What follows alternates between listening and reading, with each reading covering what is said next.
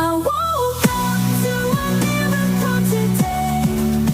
Triggers fade as I find my way. No judgment to lead astray. In this peaceful state I'll stay. Welcome back. Today we are continuing our journey through the workbook lessons, getting into the 8th essay in part 2, What is the Real World? Yes, after spending so much time on the mechanics of changing how we see things, this essay feels different. It describes what it actually feels like moment to moment when perception starts to shift towards peace instead of automatically reflecting fear. And our goal here is to ground these ideas. We want to explore how this applies in everyday life. The core idea is that the world itself doesn't need fixing for peace to show up. The outer world stays the same, but with a new inner vision, everything looks different.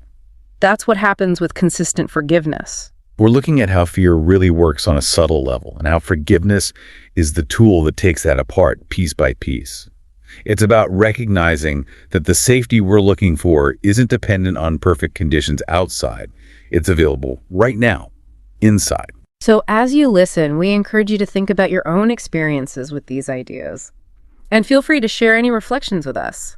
The email is acim@theworldharmonyproject.org, and we're also on TikTok at the World Harmony Project. Okay, so to really set the foundation for our discussion, let's read the essay itself. What is the real world? The real world is a symbol, like the rest of what perception offers, yet it stands for what is opposite to what you made. Your world is seen through eyes of fear and brings the witnesses of terror to your mind. The real world cannot be perceived except through eyes forgiveness blesses, so they see a world where terror is impossible and witnesses to fear cannot be found. The real world holds a counterpart for each unhappy thought reflected in your world. A sure correction for the sights of fear and sounds of battle which your world contains. The real world shows a world seen differently, through quiet eyes and with a mind at peace. Nothing but rest is there. There are no cries of pain and sorrow heard, for nothing there remains outside forgiveness. And the sights are gentle. Only happy sights and sounds can reach the mind that has forgiven itself. What need has such a mind for thoughts of death, attack, and murder? What can it perceive surrounding it but safety, love, and joy?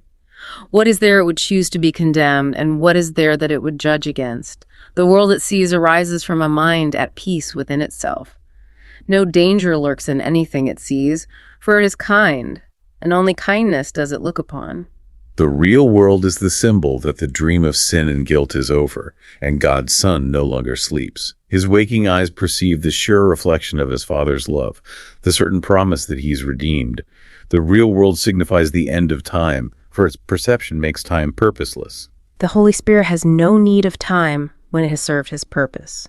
Now he waits but that one instant more for God to take his final step, and time has disappeared, taking perception with it as it goes, and leaving but the truth to be itself.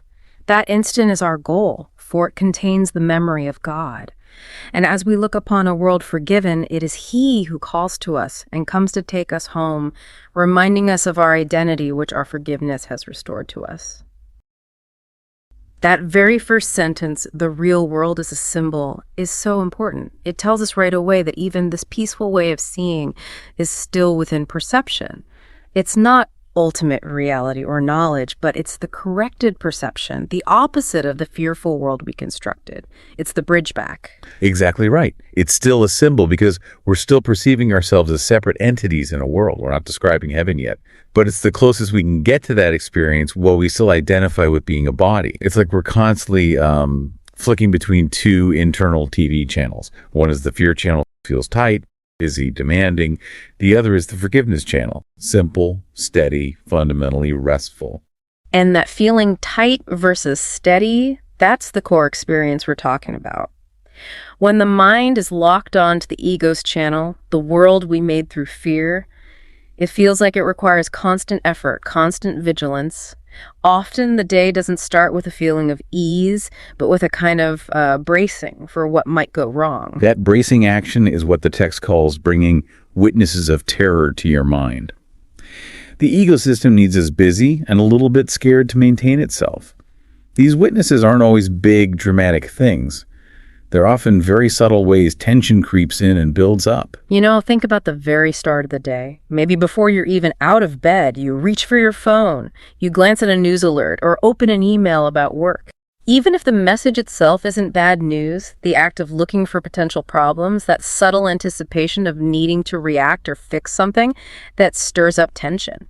It's a clever setup, really, because you start the day already feeling a bit defensive or like you're already behind. And that low-level effort to stay in control, it's always there, and it's surprisingly tiring. The world, seen through fear, demands this kind of hyper-awareness. You could be doing something totally ordinary, maybe driving or standing in a queue, and you suddenly notice your shoulders are up by your ears, your jaw is tight, your breathing is shallow. There's no actual threat right there, but your body is reflecting the mind's constant internal effort to keep the illusion of separation going. That physical feeling, that background pressure, is fear's signature. It's the energy we spend trying to manage outcomes, trying to prevent problems that haven't even happened yet. It's this small, steady effort that keeps the world feeling difficult and stressful. Forgiveness, then, is the thing that interrupts that loop systematically. It's not usually some huge emotional breakthrough. It's often a very simple, practical decision to just stop arguing internally with reality or with other people, or maybe most importantly, with ourselves. The effectiveness of forgiveness is in how undramatic it can be. We can spend so much time replaying things in our heads, something someone said, a tone of voice that bothered us, running through imaginary arguments where we finally say the perfect thing. We're constantly seeking internal validation for feeling upset. Forgiveness, in this practical sense, is hitting the stop button on that mental replay. It's the moment you decide, okay, I don't need to run through that story again. And when that internal narrative stops, there's often a direct physical effect. When the mind lets go of needing to be right or needing to defend its position, the body often follows. Maybe the tightness in your shoulders eases, or you take a deeper breath without thinking about it. The external situation hasn't necessarily changed. The person still said what they said, but you are no longer trapped inside the emotional charge of it. You're present with the situation, not consumed by it. That's the perceptual shift in action. The text talks about seeing through eyes forgiveness blesses. When we stop needing to project our own internal conflicts outward, our actual vision changes. We stop seeing other people merely as characters supporting our inner drama of who's right and who's wrong. You stop defining people through the lens of your personal story about them. That person at work you saw as difficult, they're freed from the role you assigned them, the role of being your problem. You start to see the shared humanity, the shared innocence beneath the surface behaviors, and that dissolves the personal offense you took. This is how the real world starts to dawn in your awareness. And as that defensiveness falls away, we start to feel the kind of rest the essay talks about. Nothing but rest is there. It's the rest that comes from having absolutely nothing to defend anymore. No position to protect, no image to maintain. Think about being somewhere noisy or crowded, maybe a busy shop or public transport. If you're operating from fear, your mind is constantly scanning, judging, maybe avoiding eye contact, bracing for inconvenience. It's effortful. When you're undefended, though, that internal activity just stops. You're simply there. The environment itself feels less challenging, more open, because you're not using mental energy to push against it. The quality of your attention shifts completely when your mind is at peace. Conversations become different. You find you can actually hear what someone is saying because you're not half listening while preparing your rebuttal or planning how to steer the conversation back to your point. Your attention isn't bouncing around looking for threats or points of contention. It can rest gently on what's happening right now. And this peaceful mind, as the essay says, has no need for thoughts of attack or death. Now, that might sound extreme, but think about the mechanism. If you feel attacked, if you genuinely believe you are separate and therefore vulnerable, your mind's immediate automatic response is to prepare a defense, a counterattack, even if it's purely mental, like judgment or withdrawal. Often, that counterattack turns inward. It becomes self-judgment. And this is where forgiving ourselves becomes so central to seeing the real world. We tend to focus a lot on forgiving others, but the real leverage point, the thing that changes everything, is often forgiving ourselves. When we hold ourselves to standards we can't possibly meet, when we constantly replay our own mistakes or perceived flaws, we create this inner state of guilt.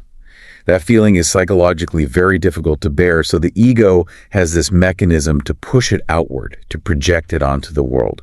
We then look for evidence out there to confirm that someone else is the problem, someone else is flawed, someone else is guilty. If you secretly judge yourself for not being good enough, you'll find yourself noticing ways other people aren't good enough. If you carry guilt about being unkind, you'll be acutely aware of unkindness in others. But when you stop condemning yourself, when you genuinely practice self-forgiveness, that whole projection system loses its fuel, the defensiveness doesn't have an anchor anymore, and suddenly the world feels inherently less threatening because the primary source of the perceived threat, your own internal guilt, has been addressed. The world it sees arises from a mind at peace within itself. This is such a core teaching. The outside world isn't causing our feelings, it's reflecting our internal state. A peaceful mind literally cannot perceive danger and attack everywhere because it's not looking through the lens of its own condemnation anymore. It sees kindness because it is kind to itself first. This changes how we handle things when they do go wrong externally. Imagine a significant challenge arises, something unexpected at work, or a sudden problem at home. The old pattern might be immediate panic, maybe blaming yourself or someone else, and a desperate scramble to fix it and regain control. That panic comes from the feeling that this external event somehow confirms your underlying fear of inadequacy or vulnerability. But the corrected vision, the perspective of the real world, allows you to see the event, acknowledge the difficulty perhaps, but respond from a place of calm. You can take practical steps without being swamped by the feeling that this is a personal catastrophe proving your failure. You see it as something happening in the world of form, but not something that touches your core identity. This calm, unthreatened response is that sure reflection of his Father's love. It allows for a helpful, effective action rather than just fearful reaction. That quiet knowing that fundamentally, right now, everything is okay, regardless of surface appearances. That's the quality of love being described. It isn't some emotional high you have to manufacture. It's the baseline state of safety that's revealed when the mind stops attacking itself. But the essay takes it deeper, Yeah. framing the real world as the symbol that the dream of sin and guilt is over. To really get this, you have to recall the course's underlying story. That this whole world experience is based on the mistaken idea that we separated from our source, became guilty, and now deserve punishment. So the entire physical universe, from this perspective, is a kind of defense mechanism. It's an elaborate dream constructed to make separation seem real and to hide the truth of our invulnerable identity. The real world represents the moment that dream starts to dissolve, the dawning realization that we were never truly separate or guilty, that we're safe. It's very much like waking up from a really intense nightmare. Maybe you were being chased or falling. The fear felt absolutely real. But then you wake up, your heart might still be pounding, but there's this huge wave of relief as you realize, oh, I was safe in bed the whole time. It was just a dream. The thoughts felt real. The danger felt real, but it had no actual substance. The real world is that feeling applied to our life experience. The realization that the guilt and fear were just thoughts, not reality. And very significantly, the real world signifies the end of time. This is a mind-bending idea. In the Course's view, time itself is directly linked to the idea of guilt and separation. Time is essentially the interval, the perceived gap, between the moment we believe separation happened and the moment of its correction. Time is the classroom the Holy Spirit uses to teach forgiveness. So if the whole point of time is for learning forgiveness, then logically, once that lesson is fully learned, time itself becomes unnecessary. It serves no further purpose. You can get tiny glimpses of this maybe when you're completely absorbed in an activity you enjoy. Perhaps you're walking in nature or deep in conversation or creating something. You lose track of time. You're not worried about past mistakes or future obligations. In those moments, time just isn't relevant. It stops being a psychological constraint. When we look at life through the ego's lens, time often feels like pressure. Deadlines, aging, personal goals, progress charts, they become ways we measure our worth, or often our lack of worth.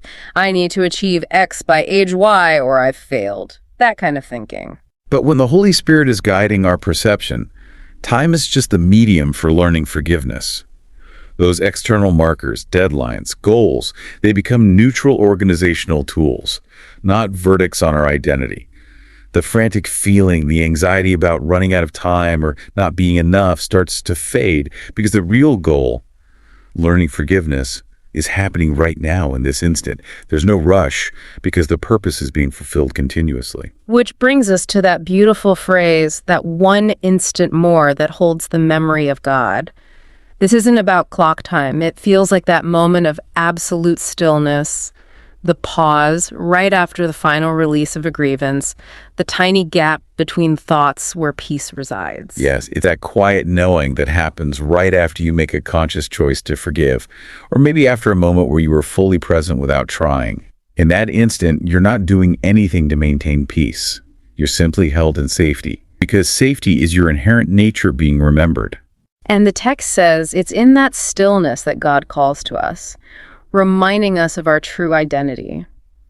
When we look upon a world we have forgiven, we are simultaneously looking upon ourselves as forgiven.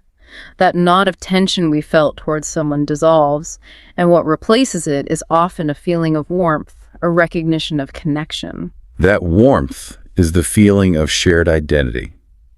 It's recognizing that underneath all the different roles we play, the different opinions we hold, the different bodies we seem to occupy, we're all fundamentally the same. We share the same source, the same innocent self. Forgiveness is what clears away the barriers to remembering that shared reality. It restores our awareness of who we truly are together. And this is why the real world isn't some far-off mystical place you have to strive for through immense effort or sacrifice. It's accessible right here. It's this ordinary life, your everyday experience, just seen without the filters of fear, judgment, and guilt that we usually impose on it. It's simply seeing what is without the overlay of self-attack. Every time you genuinely choose forgiveness over grievance, you strengthen that awareness. You spend a little more time perceiving through those quiet eyes. The fearful world doesn't just disappear overnight, but its grip weakens because you've tasted something better. You know, the feeling of rest is preferable to the constant work of holding on to judgments. So the practice isn't about becoming a perfect person according to some external standard. It's about consistently shifting your internal vision until peace feels more familiar, more natural, more remembered than conflict does. It stops being something you chase and becomes the place you live from. The real world is that symbol of our salvation, always available the moment we're willing to withdraw our belief in separation and guilt. It's the inner assurance that the whole painful dream was never true. So today we explored the 8th essay, What is the Real World? We looked at the contrast between seeing through fear, which feels tense, defensive, always scanning for those witnesses of terror, and seeing through forgiveness, which brings a sense of inherent rest and peace. We discussed how forgiveness works practically as the interruption that stops the ego's relentless storytelling, allowing us to release the guilt we project onto ourselves and others. This internal shift is what makes the external world feel safe, not the other way around. And we touched on the deeper implications, how the real world symbolizes the end of the whole dream of sin and guilt, and how it marks the point where time, as a tool for learning separation, becomes purposeless because the lesson of forgiveness has been learned. Ultimately, the real world isn't a different place, but a different state of mind. It's the natural outcome of a mind that has forgiven itself, seeing its own peace reflected everywhere it looks. Thank you for joining us for this exploration. We really appreciate you spending your time with us. Remember, you can always share your thoughts via email at acim@theworldharmonyproject.org or find us on TikTok at The World Harmony Project. And until our next conversation, perhaps consider this. Identify one persistent daily worry, something that reliably creates physical tension for you. Then ask yourself, what story about my separation or inadequacy am I trying to prove with this tension? And what simple act of forgiveness towards myself or another might just release that need for proof today?